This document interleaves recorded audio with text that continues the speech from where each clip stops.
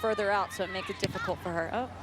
And it's a goal! Oh my! Off the set piece. Gomez Junco with a whistler to the top corner.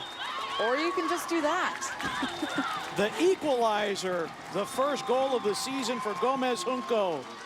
15th career goal in the purple and gold of LSU, and it levels the match at 3. Clark.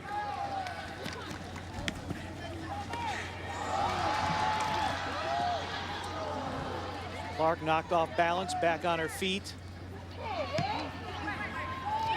Crossed. Loose in front. Gomez Junco puts it in the back of the net for the brace and the lead. How many times are we going to say Summer Clark made that happen? The first goal that she scored, the first and the